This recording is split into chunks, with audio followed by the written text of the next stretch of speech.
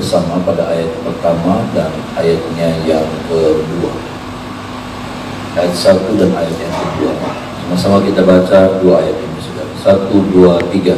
Kebetulan ada di sana seorang bersila bernama Seba bin Bikri, orang Benyamin. Dia meniup sangkakala serta berkata, kita tidak memperoleh bagian daripada Daud, kita tidak memperoleh warisan dari anak Isai. Masing-masing ke kemahnya, hai orang Israel. Lalu semua orang Israel itu meninggalkan Daud dan mengikuti Seba bin Bikri, sedangkan orang-orang Yehuda tetap berpaut kepada raja mereka, mengikutinya dari sungai Yordan sampai Yerusalem. Saudara, kita melihat di sini, saudaraku, hal yang hampir sama, saudara, kembali terjadi di tengah-tengah Israel. Saudara, pemberontakan, perpecahan, ya. Yang kemarin Absalom yang jadi pelakunya, tapi sekarang kita melihat ada Seba bin Bikri, saudara. Karena isu yang sedang terjadi pada waktu itu, bagaimana sepertinya orang Israel tidak punya hak atas Daud, maka kemudian isu ini di blow up, isu ini dipanaskan terus, saudara, sampai kemudian itu menjadi sebuah masalah di tengah-tengah orang Israel. Saudara, ini yang kita mau lihat bersama, Bapak Saudara, bahwa dalam suratan Efesus kita melihat Tuhan ingatkan kita bahwa kemarin saya sampaikan di acara doa, ya, doa buat bangsa. Saudara, bagaimana suratan Efesus mengingatkan kepada kita bahwa kita menjadi orang-orang sebagai orang percaya. Kita ditentukan, kita ditakdirkan sebetulnya ketika sejak kita mengenal Tuhan, menerima Yesus sebagai Tuhan dan Juru Selamat kita, maka kita adalah orang-orang yang masuk dalam peperangan besar, ya.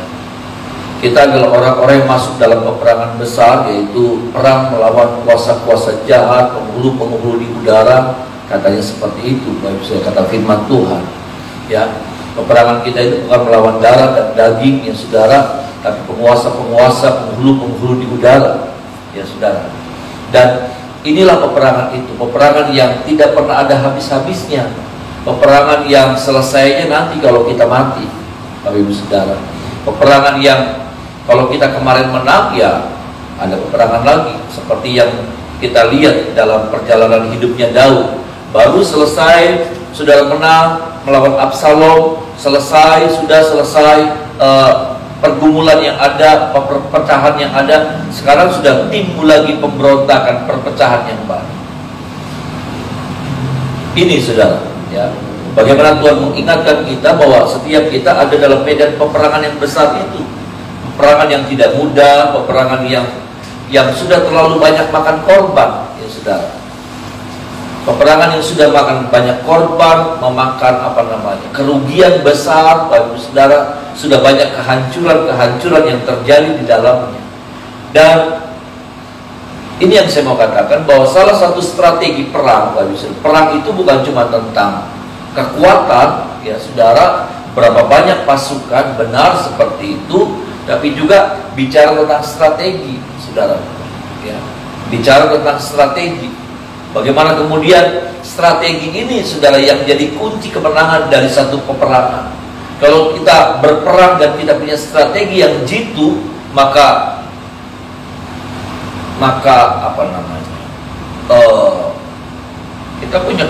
kita punya kesempatan, kita punya peluang untuk memenangkan peperangan itu, walaupun kekuatan kita tidak seberapa.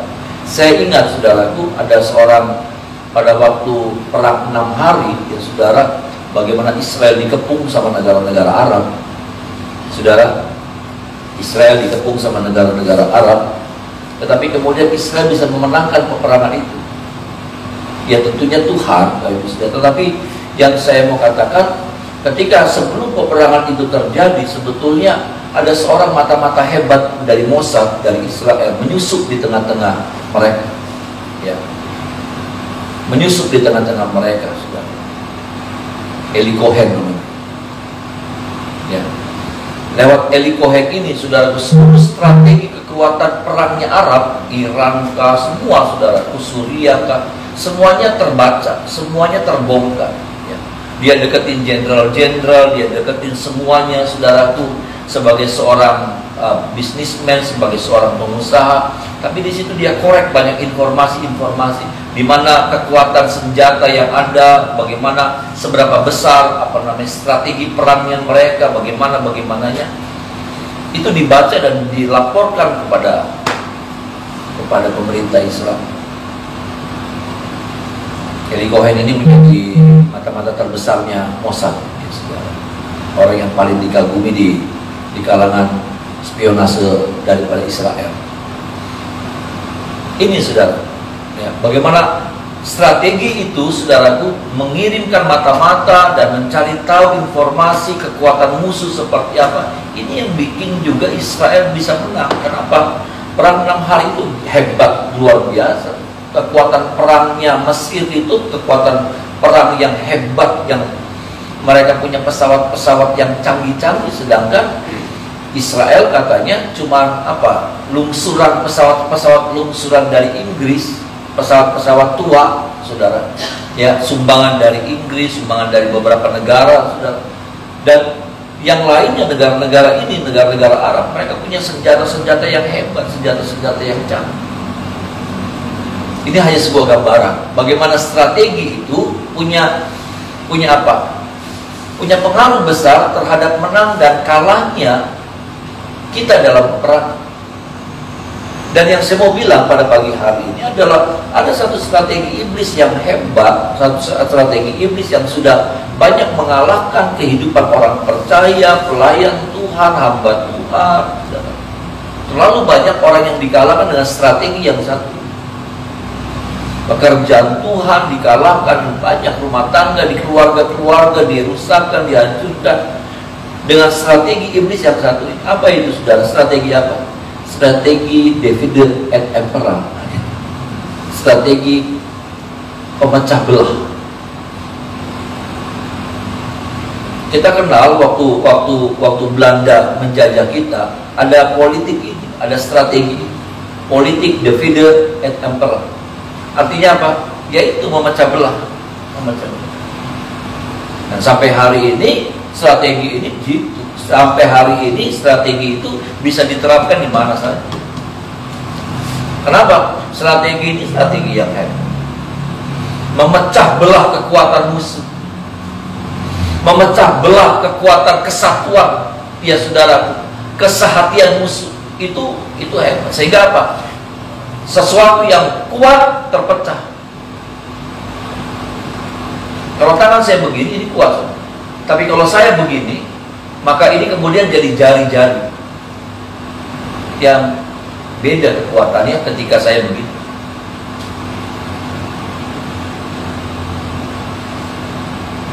Dan sadarkah kita bahwa sebetulnya strategi ini sudah banyak mengalahkan kita tanpa kita sadar, saudara. Karena tanpa kita sadar, strategi ini yang iblis masukkan. Ini biaya murah, saudara. Ini biaya, bayangkan, saudara, waktu perang 6 hari, berapa negara itu menyerang Israel, ya, menyerang Israel, tetapi berapa banyak kekalahan yang mereka alami, ya, pesawat tempur yang hancur, tank-tank hebat yang hancur, saudara. Hanya apa? Sebetulnya hanya karena apa? Karena satu orang yang menyusup, cari informasi, gali informasi, kirim. Saya cuma bilang ini salah satunya, ya, saudara. Eli Cohen ini salah satunya. Tapi ternyata ini punya pengaruh besar terhadap perang, kemenangan Israel dalam perang 6 hari.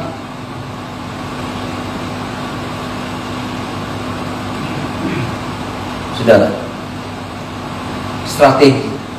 Dan strategi iblis adalah apa? Strategi iblis adalah memecah belah. Memecah belah gereja Tuhan ini seperti yang dalam pasal yang ke-20, memecah belah Israel. Sehingga Israel yang tadinya kuat, yang tadinya hebat, terpecah.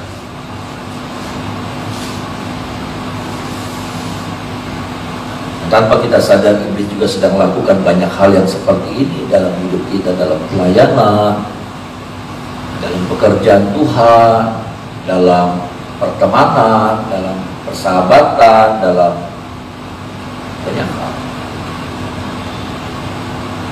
Gereja sekarang, saudaraku, ya, gereja lagi diadu domba. Saya suka sedih, makanya saya nggak suka saudara lihat YouTube yang begitu. Nanti yang satu serang yang lain. Gereja Bapak juga, yang prinsipnya begini serang, ada ini serang, ini juga serang, terus. Jadi ada banyak orang lagi tepuk tangan, ada banyak orang lagi senang lihatnya ribut dewek. Ayo udah terus. Ada orang-orang yang lagi ayo terus sikat. Kita bangga, ini orang-orang bangga. Kenapa? Viewersnya tambah banyak. Wah, tambah banyak. Ya.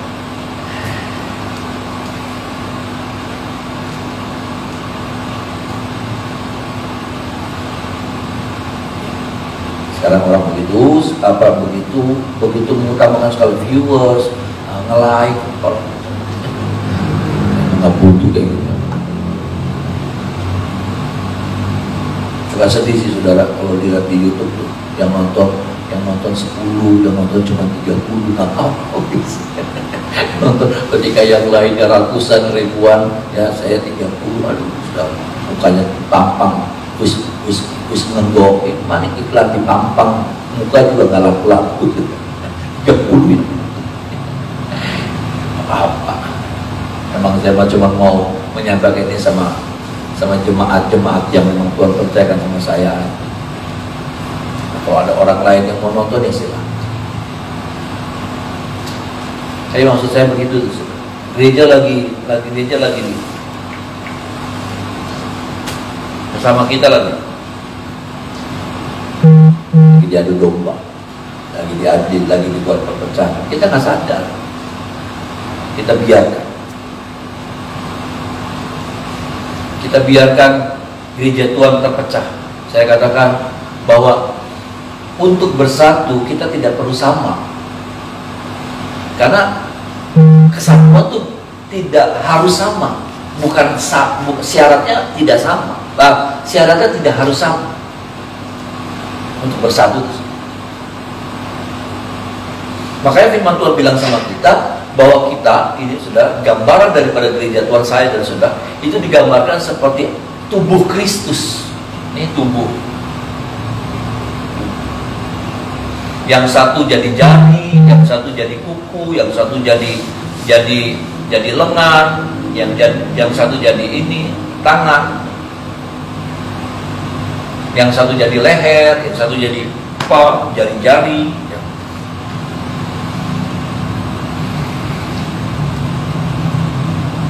Satu jadi telinga, nggak sama, ya, nggak sama, nggak semua telinga, tapi jadi ngeriin saudara. Ya. Tapi apa sudah dikatakan disatukan dalam satu tubuh, diikat dalam satu tubuh? Apa itu? Yang satu menolong yang lain, yang satu membackup yang lain, yang satu melengkapi yang lain.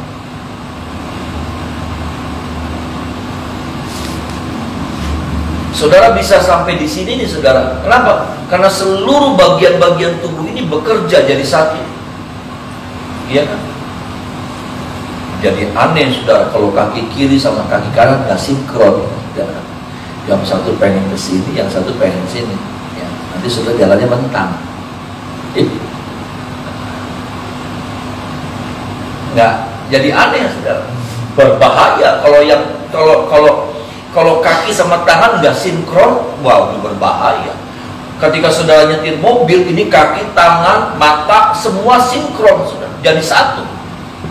Ya, jadi satu dengan sebuah apa? Dengan sebuah satu tujuan. Pergi ke satu tempat. Pagi ini pergi ke doa pagi. Gimana caranya kalau kemudian tangan mau, tapi kaki nggak mau? Enggak. Tangan mau, kaki mau, tapi mata nggak mendukung, nggak bisa. Nah, tahukah saudara bahwa tubuh ini lagi dibuat sama, masih satu, tapi sinkronisasinya sudah nggak ada. Masing-masing bergerak semaunya dewek. Seperti ini di pasal 20. Terjadi pemberontakan, terjadi perpecahan.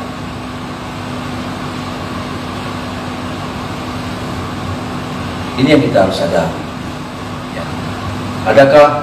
Adakah hari-hari ini kita sedang membiarkan roh itu menguasai kita? Adakah kita sedang membiarkan roh itu sedang memakai kita jadi antek? Seba itu jadi antek. Kasihan.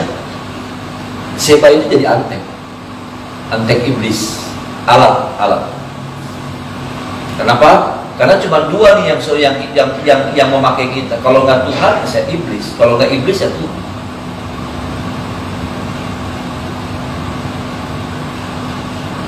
Ya, makanya firman Tuhan bilang, lawanlah iblis, maka iblis akan lari daripada.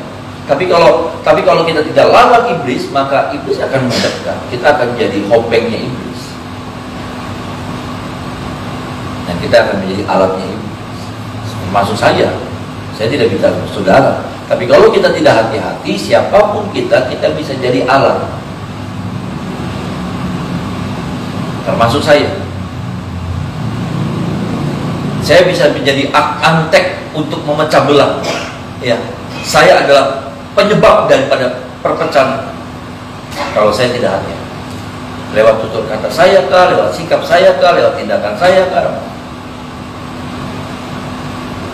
Dan ini mengerikan. Gereja sedang dibuat seperti ini sama iblis. Ya, gereja lagi dibuat terpecah-pecah. Ya, yang satu serang yang lain, yang satu ini. Yang satu merasa diri paling benar, paling utama. Makanya firman Tuhan bilang, mata nggak bisa bilang bahwa dia nggak butuh telinga. Tangan nggak bisa bilang kalau dia bisa hidup sendiri. Dia butuh yang lain. Tubuh tuh begitu. Tubuh tuh saling mendukung dan saling membutuhkan. Tangan dia nggak akan ada artinya, saudara. Kalau apa? Kalau nggak ada anggota tubuh yang lain.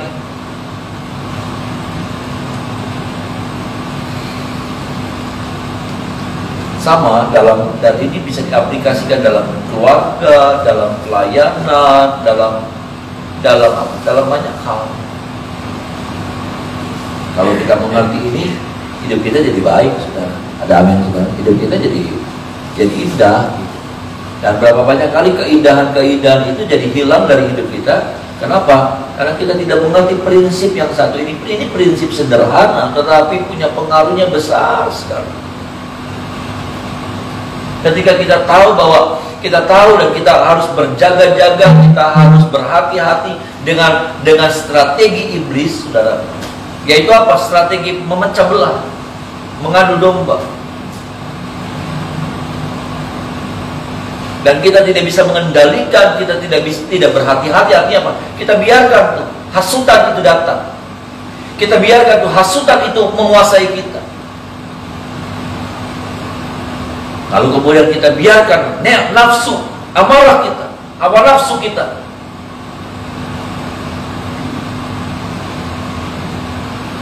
Berantakan semua. Berantakan. Dan ini saudara, terlalu banyak sudah korban. Sudah terlalu banyak kerugian yang dialami karena politik yang satu ini. Strategi iblis yang satu ini. Ada banyak gereja-gereja terpecah, berantakan. Ada banyak keluarga-keluarga yang terpecah, berantakan.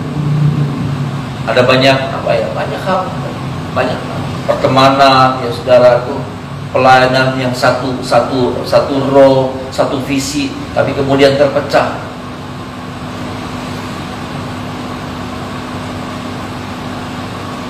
Tolong kita saudara, karena saya melihat roh ini sedang bekerja secara luar biasa. Roh ini sedang bekerja masuk. Dia itu tidak berbau. Roh itu tidak berbau, saudara. Sehingga kita bisa mencium aromanya, baunya. Nggak bisa. Dia menyusup secara lembut. Dia bukan seperti tsunami. Dia bukan seperti tsunami yang hantam, habis. tapi dia bekerja secara tenang. Tapi ketika dia bergerak, ketika kita tidak hati-hati, maka dia akan mulai menghancurkan. Tumbang, rumah tangga tumbang, pelayanan tumbang, ya, penggembalaan tumbang, semua banyak yang tumbang. Ngeri sudah. Ini kekuatan hebat. Hanya orang-orang yang hatinya peka, yang punya kedekatan dengan Tuhan, yang bisa membaca, yang tidak mau dipakai menjadi alat-alat iblis. Ada amin, saudara? Ya. Kalau kita ngerti, kita tidak mau dipakai. Kita jaga hati kita. Karena dia akan memakainya apa? Isu apa, saudara? Roh perpecahan ini akan memakai isu apa? Isu kepentingan. Kepentingan siapa ya? Tentunya kepentingan saya, kepentingan saudara, kepentingan kita masing-masing. Sehingga ketika kepentingan ini sudah dikorek,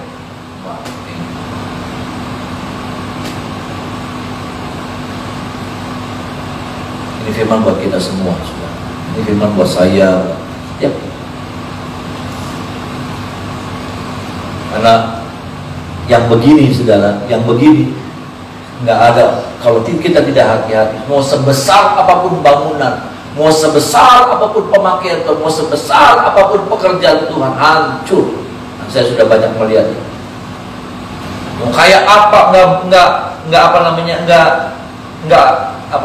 nggak jadi ukuran. Udah berdirinya puluhan tahun, nggak ada, nggak jaminan. Jaminannya adalah setiap kita harus jaga hati. Ada amin, saudara. Setiap kita harus berhati-hati dengan hal yang seperti ini. Pekerjaan strategi iblis yang nggak ada ini terus berlaku nih, saudara. Terus berlaku, maksudnya terus jitu. Ini strategi yang tetap jitu dari zaman ke zaman, dari zaman dahulu kala. Tapi ini nggak pernah usang. Ya, teknologi boleh usang, ya, saudara. Teknologi boleh usang. Komputer bisa ketinggalan, tapi ini sudah dari dulu zaman dahulu kala, awal dunia mungkin sudah ada, saudara, ya, karena perpecahan sudah ada dalam kitab Kejadian. Iya kan, saudara? Perpecahan itu, ya, Kain dan Habel itu perpecahan. Sudah ada dalam kitab Kejadian, bayangkan. Jadi artinya sudah terjadi yang seperti itu dari awal dunia. Dan masih berlaku, masih hebat kekuatannya, masih bisa dipakai sampai hari ini. Itu kan hebat. Dan tolong kita, saudara. Bagian yang selanjutnya, bagian yang kedua, ayat 8 sampai ayat yang ke-10, Bapak saudara. Sama-sama kita baca ayat 8 sampai 10. 1, 2, 3. Ketika mereka sampai ke batu besar yang di Gideon, maka Amasa sudah tiba di sana lebih dahulu daripada mereka. Adapun Yoab mengenakan pakaian perang, dan di luarnya ada ikat pinggang dengan pedang bersarung terpaut pada pinggangnya. Ketika ia tampil ke muka, terjatuhlah pedang itu. Berkatalah Yoab kepada Amasa, "Engkau baik-baik, saudaraku." Sementara itu tangan kanan Yoab memegang janggut Amasa untuk mencium dia. Amasa tidak awas terhadap pedang yang ada di tangan Yoab itu. Yoab menikam pedang itu ke perutnya, sehingga isi perutnya tertumpah ke tanah. Tidak usah dia ditikamnya 2 kali, sebab ia sudah mati. Lalu Yoab dan Abisai adiknya terus mengejar Seba bin Bikri. Saudara, ada cerita yang gak enak lagi ya, saudara. Ini cerita gak enak. Ternyata saudaraku, Daud tuh, itulah Daud ya, saudara. Ya. Dia lebih condong kepada hal-hal yang rohani. Tapi juga makanya saya katakan, ya saudara, kemarin saya katakan bahwa kita harus bisa memanage gitu. Kita harus bisa memanage yang namanya hati kita, ya. Cinta, ya saudara. Kita harus bisa memanage yang namanya sesuatu yang utama, ya saudara. Yang kita anggap utama itu harus tetap kita bisa manage. Buat Daud, yang namanya Tuhan itu utama. Sampai apa yang saya mau bilang, sampai Daud lupa susun itu kekuatan perangnya. Sampai dia lupa susun kabinet. Kalau sudah lihat di sini, saya melihatnya, dia lupa susun kabinet, ya. Panglima perang siapa, imam siapa, bendahara siapa, ini siapa. Dia enggak, karena dia orang lapangan ya, saudara. ya, dia orang lapangan. Jadi dia lupa bikin susunan seperti itu, apa namanya, susunan kabinet seperti itu.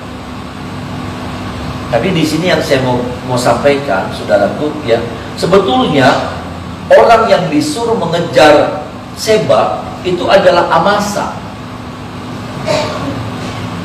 Orang yang disuruh mengejar itu adalah Amasa, saudara. Tapi kemudian bagaimana, saudaraku, dia tidak laporkan, ya. Dia tidak laporkan, tetapi sebetulnya dia sudah pergi, saudara. Dia disuruh dan dia tidak melaporkan, dia tidak lapor lagi. Tapi setelah dia disuruh, dia langsung pergi, saudara. Bagus sih.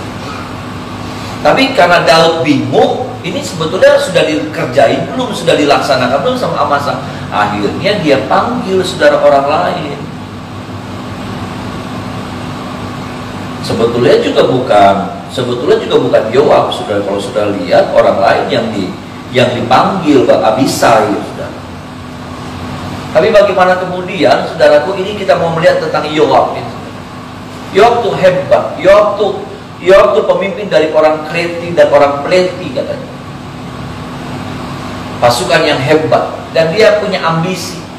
Dan dia lihat Amasa, apa namanya, ancaman buat dia. Buat dia Amasa tuh ancaman buat karirnya dia. Sampai apa, saudaraku? Waktu dia ketemu, waktu sama-sama mengejar Seba, dia tipu Amasa, dia pegang janggut sambil cium, nggak tahu tangan satunya sudah pegang pedang.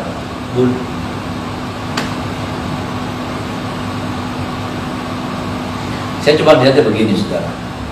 Yoab orang yang one man show, orang yang suka kerja sendiri. Dia bukan orang yang teamwork. Bahkan dia nggak suka sama teamwork. Kenapa? Karena dia nggak suka ada orang-orang hebat yang tampil di sekitarnya. Dia mau cuma dia yang hebat. Dia mau cuma dia yang nonjol. Nggak boleh ada orang yang lain yang nonjol. Cuma dia yang boleh nonjol. Nah, maaf nih, saudara, ada banyak orang-orang yang seperti itu loh, saudara. Yang harusnya cuma saya yang nonjol. Nggak boleh ada orang yang nonjol. Nggak boleh. Cuma saya yang boleh nonjol. Teamwork, ya. Dunia saja mengakui bahwa kekuatan teamwork itu hebat. Dunia mengakui, kenapa? Karena di situ seluruh kekuatan orang-orang hebat disatukan, jadi satu kekuatan. Yang pasti ini jadi sebuah daya ledak yang hebat. Tapi ada banyak orang-orang, saudaraku, khususnya yang saya lihat bahkan dalam gereja. Dalam gereja, saudaraku, lebih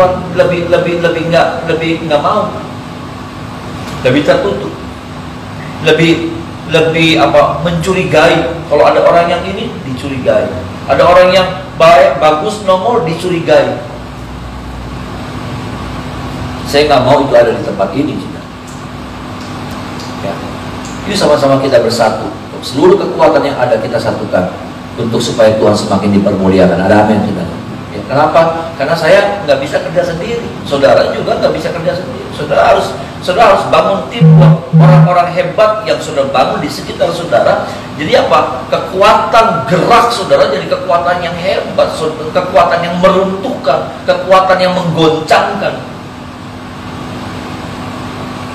Jangan pakai seperti ini. Jangan pakai seperti teorinya, prinsipnya Yoab. Yoab nggak suka ada Amasa. Harusnya saya lihat ya saudara, kalau Yoab dan Amasa ini maju mengejar, itu lebih gampang. Kenapa? Dua otak, dua kekuatan, dua kemampuan yang dijadikan jadi satu, wah masih hebat. Ini, saudara. Makanya firman Tuhan juga bilang begini sama kita dalam kitab Pengkhotbah, berdua lebih baik daripada seorang diri. Berdua lebih baik daripada seorang diri. Ini memang suka dipakainya di dalam pernikahan, tapi juga tidak hanya buat pernikahan, tapi juga buat apa? Buat kehidupan sehari-hari. Bahwa berdua itu lebih baik daripada seorang diri. Makanya firman Tuhan bilang begini juga, bila ada 2-3 orang berkumpul dalam namaku, aku ada di tengah-tengah mereka. Ada amin, saudara. Artinya apa? 2-3 orang, bukan 1 orang. Artinya apa? Ada 2 hati, ada 2 pikiran yang dijadikan satu, ada dua hati yang disepakatkan, saudara. Jadi kekuatannya bukan 2, saudara. Itu yang hebatnya.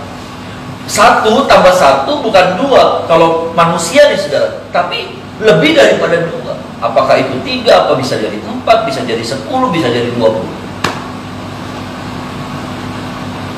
Buat Yoab, enggak mau. Masa ancaman.